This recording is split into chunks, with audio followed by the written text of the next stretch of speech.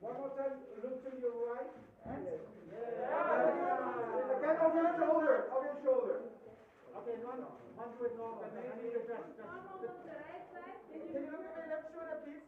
Over your left shoulder, please. Over your left shoulder. Yeah, this way. Alia. Alia, turn to the front. Is it Alia or Alia? Alia. Alia.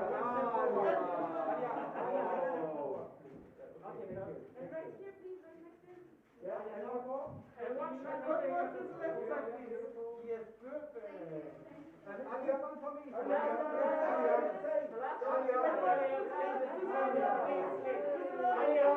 Stay with us. Okay. No, I'm ready. She's coming back. Yeah.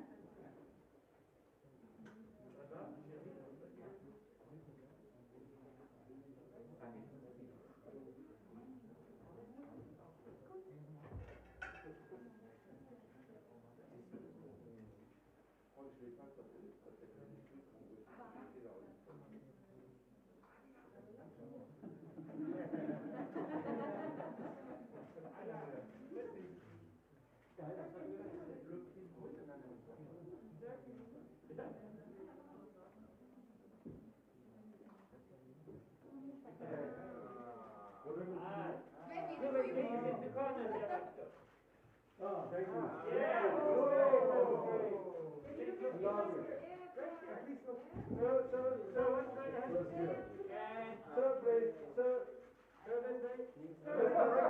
Thank you.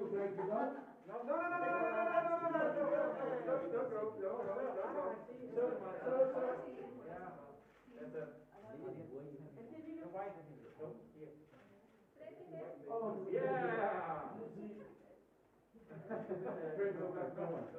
Okay. I want to go ahead. One over here. Over here. Okay. Yes. Yeah. Sir. Thank you.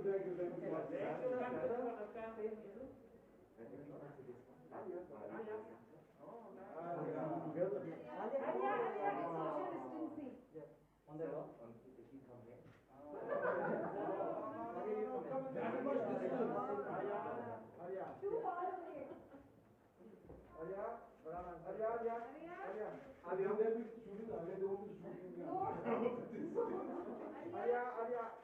Alia, over your left shoulder. Yes.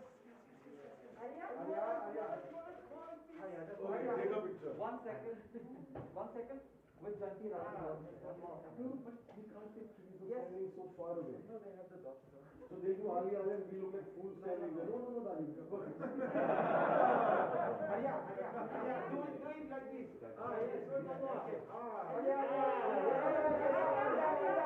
Yes. Watch out. First row.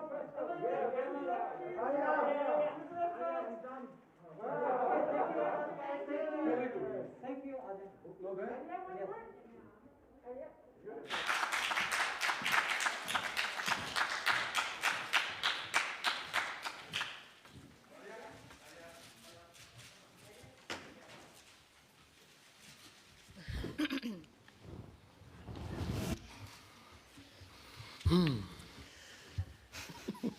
Hello, welcome. Welcome to this press conference for Gangubai Kathiawadi, which is world premiering tonight after the award ceremony of the 72nd Berlinale. I will start by introducing our guests, starting by your left. Her list of achievement is too long for this brief introduction. We loved her, among other films, in Highway that premiered in Panorama in 2014, and Gully Boy that rocked the Berlinale in 2019. She's Gangubai herself, the vibrant Alia Bhatt.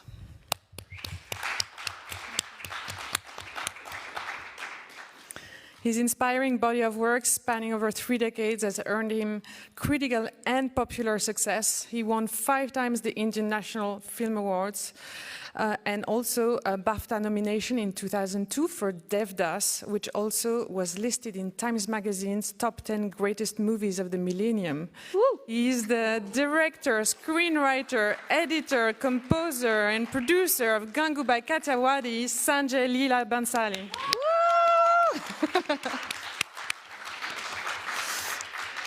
Welcome to you. We are very happy to have your film. And I will just start, if you allow me, by a first question to Sanjay. Could you tell us how you got to this project and maybe tell us a bit about the book that inspired the film? Yeah, it's a book that I read in 2009. And it stayed with me for a long time. It is a story of a woman who was trapped into being a sex worker, and then how she fought for dignity for women, for the girls in the brothels, how she fought for them to be accepted in the mainstream society. She asked for legalization of their profession, and all this happened at a time when feminism was not yet coined, women empowerment, these words were not yet coined. But I think she was way ahead of her time. She got up and fought.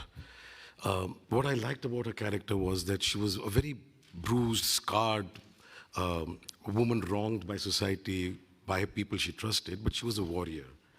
So she got up and fought for everything that she believed that they rightly deserved, in spite of being in the profession. Like, you are a journalist or a teacher, she said, I'm a sex worker and you need to respect me for it. And you cannot take me for granted for what I'm doing. So I thought that courage with which she fought, a ferocious warrior that she was, that's what inspired me to make the film. So. Thank you. I'd love to hear Alia on this. How did you enter your character? Were any did any people you meet or things you read inspired you in the run-up to making the film? My biggest inspiration before I began the film and through my film was my director sitting right here. I wanted to be directed by him ever since I was 9 years old. That's when I first walked into his office, actually into his house, to audition for another film that he was making at that time, Black. I did a terrible audition, so I did not get the part. But he looked at me, and he narrates that story even now, that he looked in at my eyes, and he said to me, this girl, not to me, but he said to himself that she's going to be a heroine. That means she's going to be a big actor someday. So he saw that fire in my eyes when I was 9 years old, and I think I remember very clearly from that time onwards, my one-point focus became, one day I have to be directed by him. So when I heard the narration of Gangubai, I'll be very honest, I was very shocked, because I was not expecting this part, not expecting this level of a performance. And the fact that Sir believed that I will be able to pull it off before I believed that I will be able to pull it off was surreal for me. And I think everything happens for a reason, and we were meant to do another film before that, which didn't happen. And sometimes I think if that had happened, would have this happened?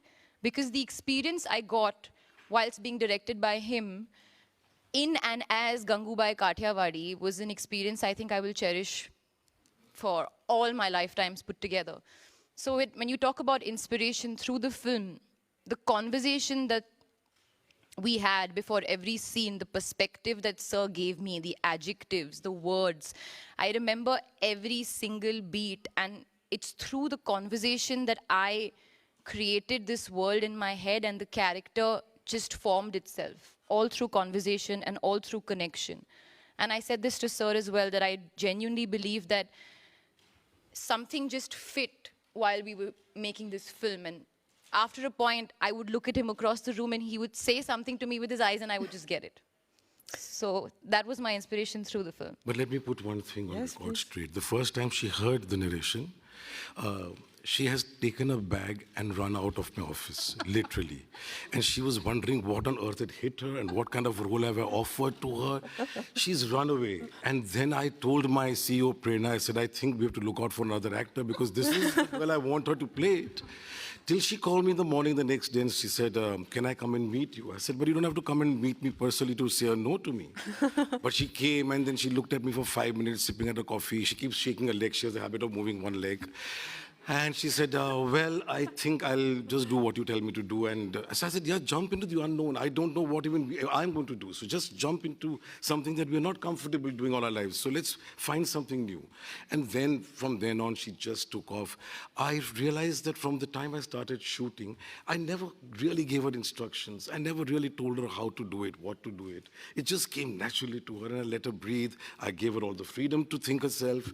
So it was a great working relationship where we are not down each other's throat and giving specific instructions. She was let on her own to be and find the real Gangu that she breathed beautiful life into her. So God bless you. Sorry about the transition, but you talked about moving her leg. Can we talk about dancing and music, especially since you composed the music? It's not an outright musical, but there's some magnificent musical dancing scenes. How did you define the right moment for these scenes to happen in a narrative? And what purpose did they serve beyond being beautiful and spectacular? I cannot think of making a film without music.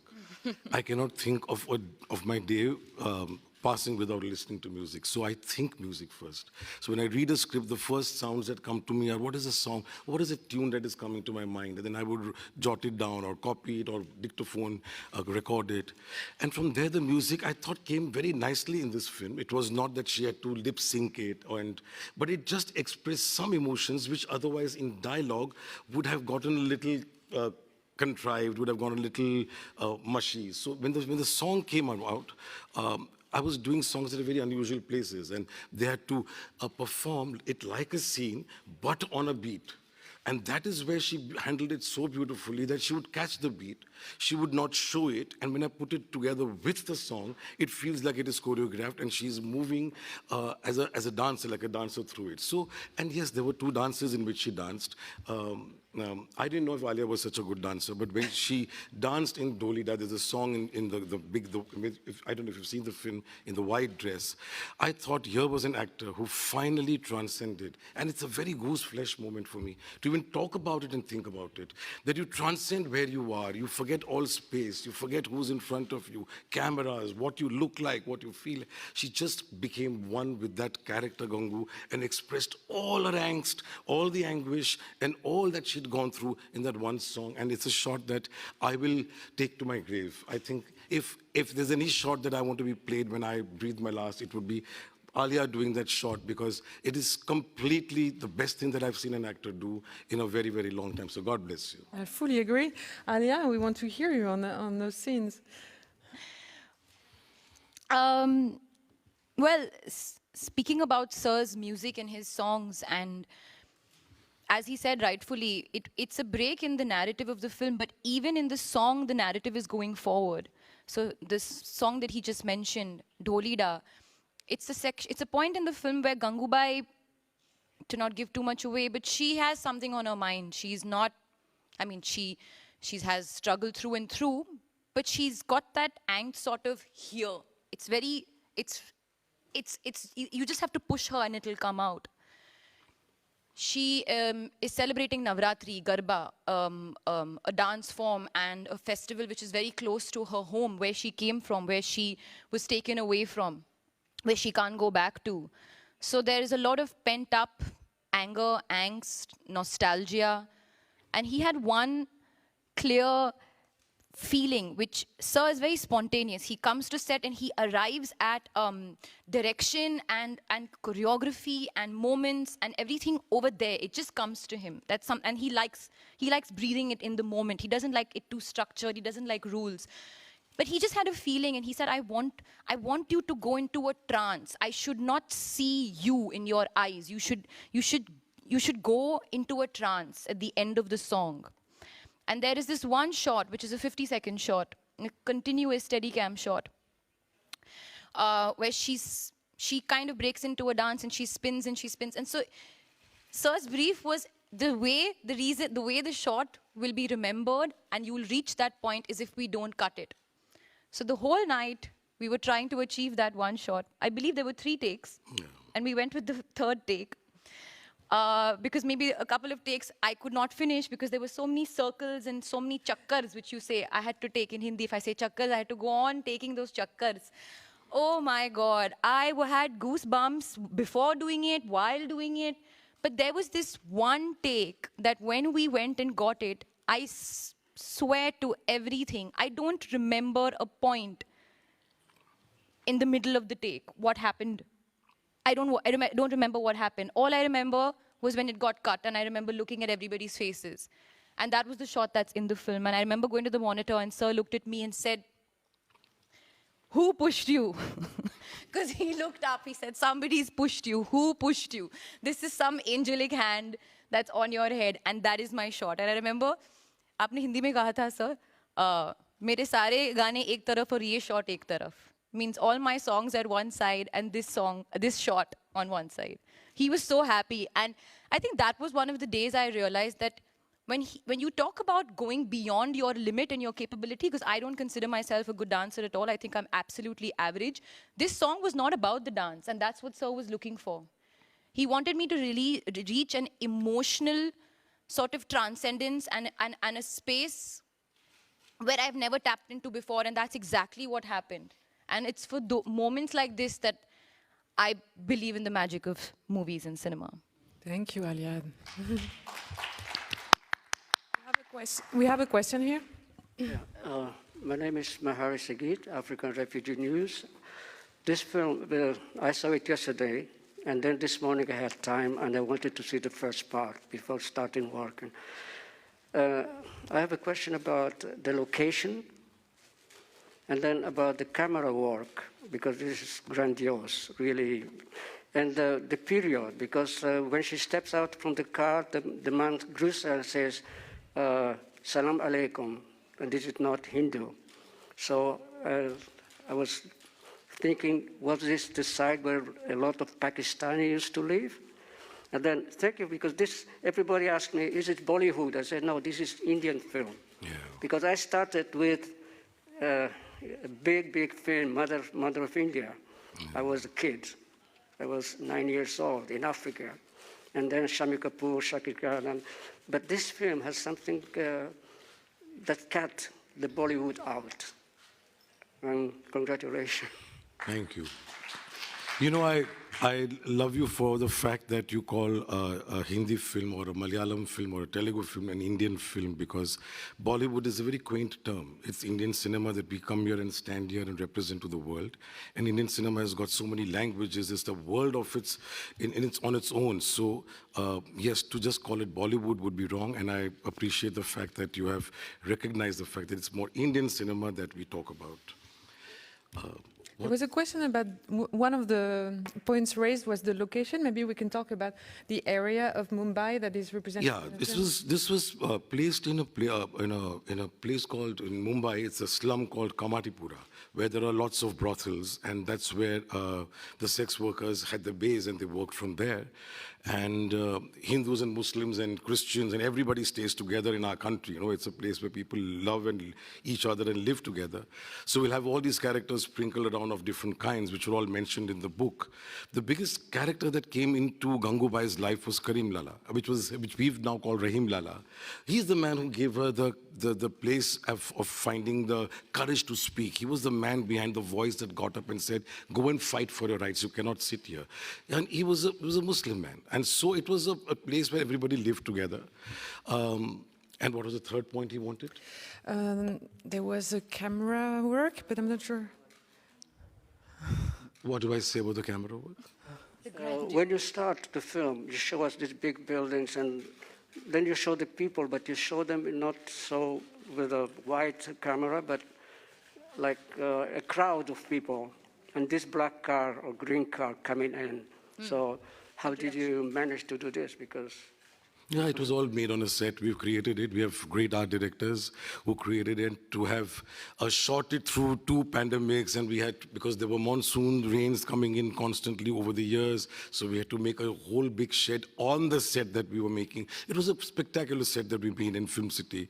And then all these things that I saw on this, that we created on the set, was things that I saw because I lived 2 lanes away, 1 lane away from Kamatipura. So what I had seen, the textures, the colors, the clothes hanging, the gaudily painted faces who all trying to cover their pain and angst behind all that makeup they would do, they were all a part of art direction, of production design. So I thought that all that I had lived through for 30 years in those places, this film and this art direction is a tribute to those 30 years that I saw and learned a lot about what colors mean, what it means to be colorless. I lived in a house which had no color. It was always white, and that white also would disappear because I lived in those chawls over there. And I would always want color in my life, and I would always fight for it. And you see it reflecting all over the years in the films that I've created, that the play of color is very important. Because I lived in a house as a child doing my homework against colorless walls. And so all these things that we created on this set are all a tribute to many, many things that I cannot elaborate right now on. It's a special conversation we'll have together. But yeah, very, very nostalgic and very fulfilling for me. Thank you. There's a question here. Thank you very much for your film. I was in India, yeah, I think 4 years ago. And I come from Mexico, and I was very, very surprised about the similarities between our worlds. And because the whole colors, the joy by dancing, and I saw so many similarities in our two worlds. There is a big contrast because, okay, Latin America, India, but I was very touched seeing these similarities. And I was very touched to see that I'm a Mexican, but my name is Alia too. Oh! Maybe she was my daughter in some other life. And I was very happy to see, oh, there is a very famous Alia in India. And my question is, how long it took you to make this film? Huh? How many weeks, how many years? And where can I read a little bit more about that inspiration figure? Because I would like to learn a little bit more and to report to my newspaper. We are the most read newspaper in Latin America. La Jornada is our name. Okay, and I'm correspondent here in Germany. So how long it took you to make the film? See, like I said before, I read it in 2008-9, and I wanted to make the film in 2011, then 2014, then 2015. It just went on. But yeah, it took us 3 years to almost 2.5 to 3 years to produce the film from the time Madam came on board and decided to do the film with me. It took us 2.5 to 3 years, and it was a pandemic in the way, and as I said, lockdowns and the 3 waves we've survived. Some of these people who worked with me on the film are sitting there. I love them. I really think the kind of commitment and resilience that you all had and patience to complete the film against all odds. So fabulous right up there. And what is the second part of the question you asked? Where can you read Gangubai? Gangubai is a novel, if you can get that novel, called Mafia Queens of Mumbai. It's written by S. Hussain Zaidi, and he's a wonderful director, and he had done a lot of research, and then he created this book. It's a story of 30 to 40 pages in the book, and out of which we then created a screenplay and added all that I had seen and experienced and other people's experience, and some scenes we added to create a certain dramatic effect. So all that is there, but if you want to research, Gangubai is there in the novel. I don't know if there are excerpts of her Azad Maidan speech, the speech which she made in the end on the grounds in Mumbai, where she finally spoke about legalizing prostitution. It was a very famous speech, and a lot is written about it also. So yes, and yes, I agree that here was a lady, Gangubai, who was so fabulous. In spite of being completely trampled by life, she was always joyous, and that's what the book wrote, always feisty, spirited, would go and get what she wanted. She would laugh, and she would play cards, and she liked her own alcohol, which she enjoyed immensely. So she was a great character to make a film on. And I think Alia for a long time is going to live in being Gangubai because she has played it to the hilt. I mean, she has, I think, become more Gangubai than Alia in real life. Her boyfriend complains about her speaking like Gangubai at home, and it's just completely becoming one with the character. Yeah. Now, it's just a director's delight to see that the girl who comes out of the car at the studio is not Alia, it's Gangu. And she would walk like Gangu to the set, she would go home walking like Gangu. So, yeah, all said and done, you can read the book. I'm speaking a little more than you asked for, but because I like you and because you said India and Mexican is all alike, so I love you and thank you.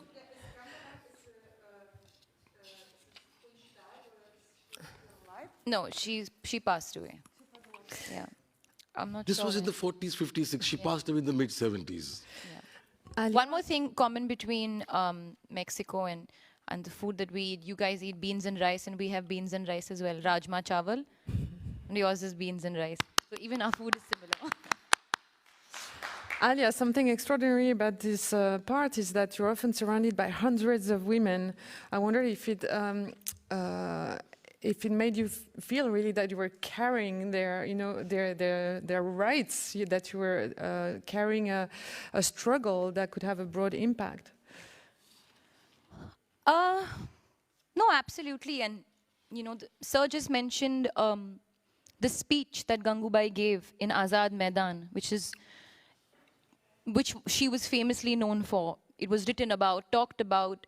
It was post that that she actually went and met the Prime Minister of India at that time, Jawaharlal Nehru. What she said in that speech requires a lot of perspective from where they're coming from, and to understand that world and to actually sit there and speak from the heart to the audience sitting in that scene, and then henceforth the audience sitting in the theater. I had to know and feel every inch of what she was saying. So at the time that we had shot this, it was, I think, a year and a half into making the film. So I was already deep into Gangu's soul and her life. But I remember very clearly, whilst even narrating and speaking those lines, and there was a moment where after one particular shot, I was shaking. My hands were shaking, my face was shaking, because I spoke from a very honest place, and that perspective, like I mentioned earlier, came from a lot of conversations that I had with Sir. The way he feels for this character and the way he feels about her rights and what she wants, and the basic perspective that this is your profession, but this is my profession, and why the discrimination? It's discrimination all the way for these women. So I had to really, really get behind that soul and that heart. So absolutely, by the end of it, all the women of Kamatipura, the 4,000 women that we speak of through the film, were very, very sort of embedded in my soul and the back of my head, and that responsibility is there through the film. Were there, yeah, please. Hi, I'm Pragya Mishra. I write for Indian newspaper, and first of all, congratulations for a fantastic film. And my question goes to Mr. Bhansali. Because the way India is and how situations are in there, did you find any restrictions, obstructions to get the permission to make this film? Or was there any hindrances? Thank you. No, not at all. I think we're in a country in India where freedom of expression is given its full power. It's there. We are never restricted. We are never stopped from saying anything we want to. We are never told what to say and what not to say. It's completely up to us. So that kind of creative freedom that a filmmaker or an actor or a producer enjoys in our country is tremendous. And I think it's very commendable that till now we've not been restricted and put into corners and say, you can't do this. So that's a great one. But no, we didn't have to take any permissions or anything. It was a film that, it was written into a book 10 years ago. It turned into a film today. And I feel that this film should inspire people, inspire women to get up and fight. I think in generations to come that will happen, because every era had women standing up and fighting for those causes. And those questions should be heard. Nobody should tell you, you can't ask us this question. No authority can tell you, you cannot ask for what is your basic right. So in our country, there is no such thing at all. And I could express Gangubai's anguish, angst, her fight, everything that she stood for with complete freedom. Yes? I was going to ask how you hope the film will be received in India, where it's released in just a few days, but I think you've just answered. We wish the best to you upon the release, and I really enjoyed hearing you, and I think the sentiment is probably shared not only by the people in the room, but everybody who was following us online today. And I wish you a wonderful world premiere tonight at Berlinale. Thank you to all. Thank you.